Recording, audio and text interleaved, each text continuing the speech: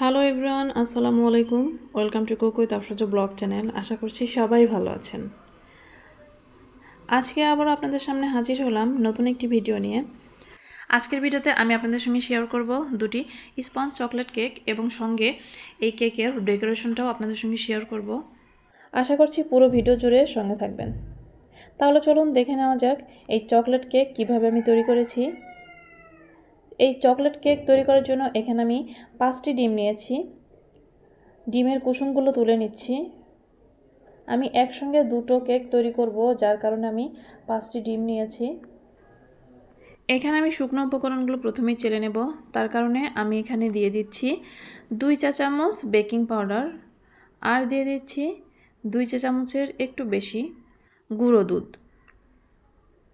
অর্থাৎ আমি 10 টাকার এই 1 প্যাকেট গুঁড়ো দুধ পুরোটাই দিয়ে দিলাম। আর দিয়ে দিচ্ছি 3 টেবিল চামচ কোকো পাউডার। এখানে আমি 1 কাপ আর আরও 1/3 কাপ ময়দা নিয়েছি। প্রথমে 1/3 কাপ ময়দা এই শুকনো উপকরণগুলোর সঙ্গে মিশিয়ে নেব, অর্থাৎ কোকো পাউডার এবং বেকিং পাউডারের সঙ্গে ভালো করে মিশিয়ে চেলে নেব। আজকের কেক তৈরিতে আমি ভিটা কেয়ারের এই কোকো পাউডারটি ইউজ করেছি। এই কোকো পাউডারটি অনেক ভালো। আমি সাধারণত মালয়েশিয়ান কোকো পাউডার দিয়ে বেশি কেক বানাইতাম, কিন্তু মালয়েশিয়ান কোকো পাউডার বর্তমানে খুব একটা ভালো মনে হচ্ছে না আমার কাছে। কিছুটা বালু বালু কিসকিস করে এরকম একটা ভাব। তো অনেকেই আপনারা কেক বানান, আপনাদের কাছে কেমন লাগে আমি জানি না। ইদানিং মালয়েশিয়ান এই কোকো পাউডারটা কিছুটা এরকম বালি বালি কিসকিস লাগে, যার কারণে আমি এই কোকো পাউডারটা নিয়ে এসেছি। তো আমার কাছে কেকটা বানানোর পরে মনে হয়েছে ভালোই। আমি টেস্ট করে দেখেছি, ভালোই মনে হয়েছে। সবগুলো শুকনো উপকরণ চেলে নিচ্ছি।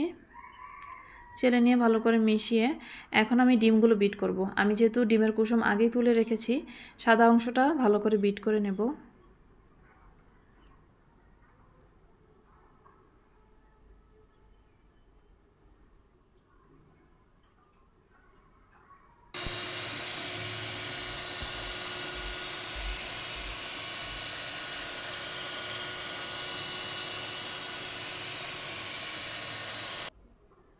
বিট করা এই পর্যায়ে এসে ডিমের কুসুমগুলো আমি দিয়ে দিলাম।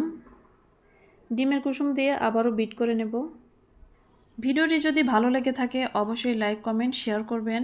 আর আমার চ্যানেলে আজকে যারা নতুন এসেছেন, আমার ভিডিও যদি আপনাদের কাছে ভালো লেগে থাকে অবশ্যই আমার চ্যানেলটি সাবস্ক্রাইব করে পাশে থাকা বেল আইকন প্রেস করে দেবেন, যেন নতুন কোনো ভিডিও আপলোড করলে আপনাদের কাছে নোটিফিকেশন পৌঁছে যায়। বিট করার এই পর্যায়ে এসে আমি দিয়ে দিচ্ছি চকলেট পেস্ট বা চকলেট ইমালশন। একই জিনিস, চকলেট পেস্ট এবং চকলেট ইমালশন একই জিনিস।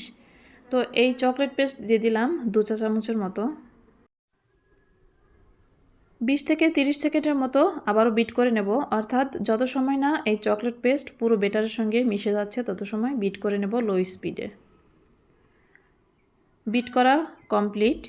এখন শুকনো উপকরণগুলো এই ডিমের ম্যারিনের সঙ্গে মিশিয়ে নেব।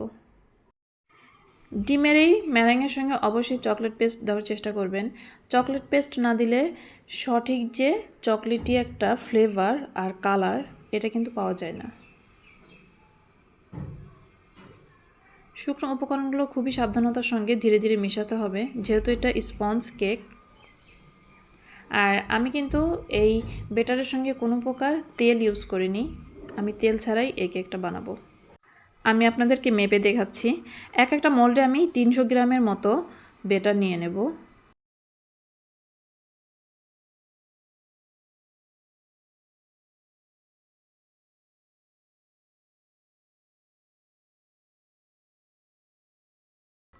আমি দুটি মোল্ডেই কিন্তু নিচে কাগজ দিয়েছি, লেখালেখির যে কাগজ, আমি সাদা কাগজ দিয়ে তার উপরে সামান্য একটু তেল দিয়ে ব্রাশ করে দিয়েছি।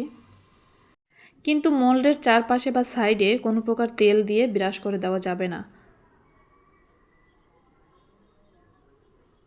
অর্থাৎ শুধু নিচেই আমি তেল ব্রাশ করে দিয়েছি। দুটো মোল্ডে আমি 300 গ্রামের মতো বেটার নিয়ে নিয়েছি।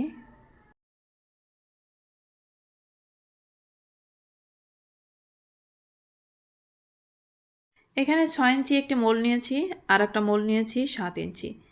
কিন্তু দুটো মোল্ডেই আমি 300 গ্রাম 310 গ্রামের মতো বেটার নিয়েছি। কয়েকবার এভাবে ট্যাপ করে নেব যেন ভিতরে বাবলসগুলো বের হয়ে যায়। এখানে 1.5 পাউন্ড দুটো কেক হবে। একটি সাসলেক কাঠি দিয়ে এভাবে নেড়ে দিচ্ছি যেন ভিতরের বাবলসটা বের হয়ে যায় এবং চারিদিকে সমান হয়। এই কেক দুটো আমি ওভেনে বেক করব। তার জন্য ওভেন আমি 10 মিনিটের জন্য প্রিহিট করে নিয়েছি 160 ডিগ্রি তাপমাত্রায়, আপ ডাউন হিট অন রেখে। এই কেক দুটো আমি বেক করব 30 থেকে 35 মিনিটের জন্য আপ ডাউন হিট অন রেখে 160 ডিগ্রি তাপমাত্রায়।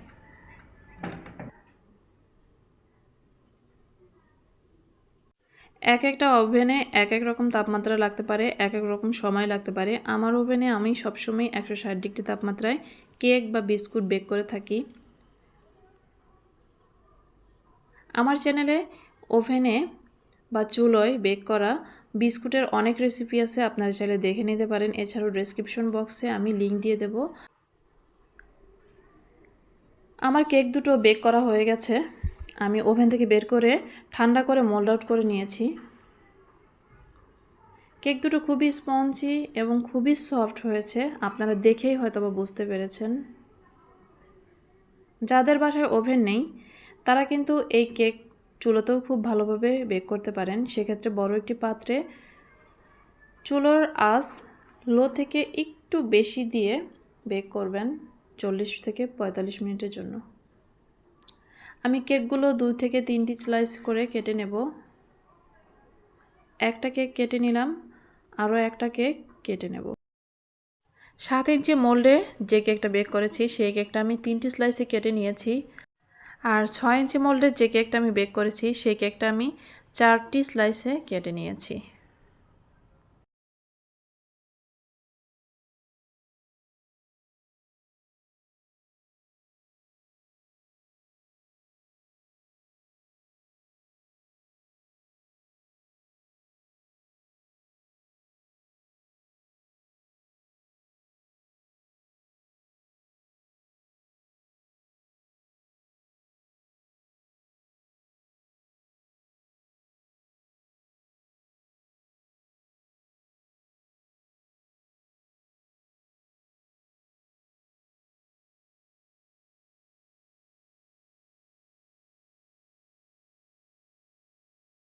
এই কেকটা 4টি স্লাইসে কেটে নিয়েছি। একটা মোল্ড ছিল 7 ইঞ্চি আর একটা মোল্ড ছিল 6 ইঞ্চির।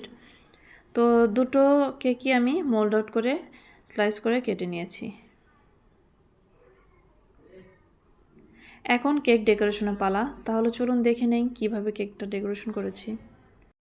খুবই সহজ এবং খুবই সিম্পল একটা ডেকোরেশন করব।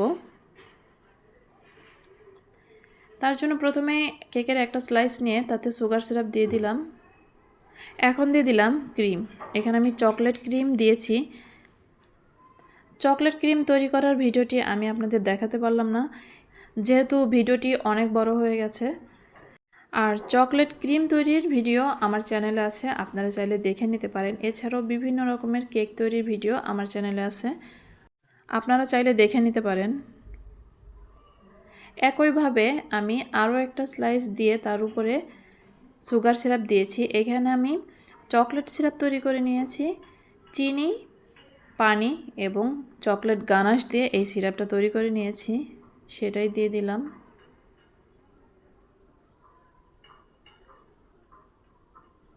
ক্রিমগুলো সমানভাবে চারিদিকে দিয়ে দেব। পুরো কেকটা ক্রিম দিয়ে আমি ক্রাম কোটিং করে নিয়েছি এবং সঙ্গে সঙ্গে আবারও ক্রিম দিয়ে পুরো কেকটা ফিনিশিং দিয়ে নেব।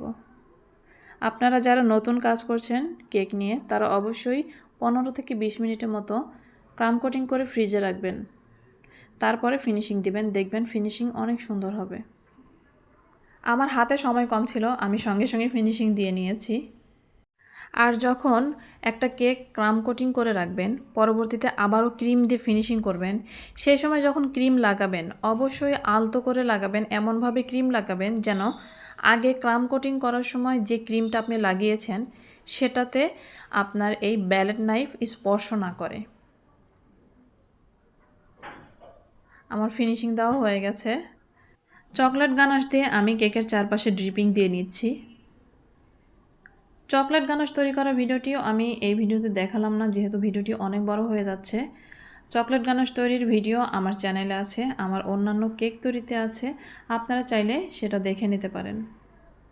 এখানে আমি দুটো কেক তৈরি করার জন্য একসঙ্গে চকলেট গানাশ তৈরি করে নিয়েছিলাম। তো আমি এই জন্য পুরো পরিমাপটা আপনাদেরকে বলতে পারছি না। তবে চকলেট গানাশ তৈরি করার ক্ষেত্রে আপনি যদি 100 গ্রাম চকলেট নেন, অবশ্যই আপনাকে 60 গ্রামের মতো হুইপ ক্রিম নিতে হবে। এছাড়াও চকলেট গানাশ তৈরি করার কিছু সিক্রেট টিপস আছে, সেগুলো আমার চ্যানেলে অনেক ভিডিওতে আমি বলেছি, তো আপনারা চাইলে দেখে নিতে পারেন। পারফেক্ট চকলেট গানাশ তৈরির ভিডিও আমার চ্যানেলে আছে, দেখে নিতে পারেন।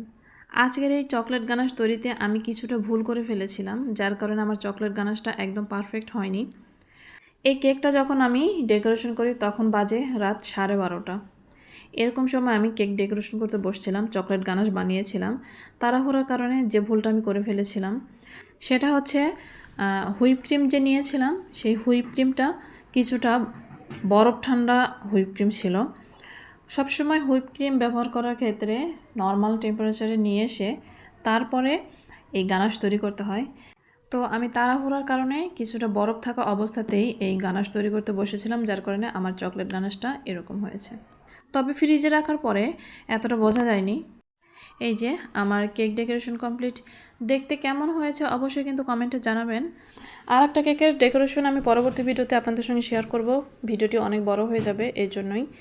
তো সবাই ভালো থাকবেন, সুস্থ থাকবেন। পরবর্তী ভিডিও দেখার আমন্ত্রণ জানিয়ে এখানেই শেষ করছি। আল্লাহ হাফেজ।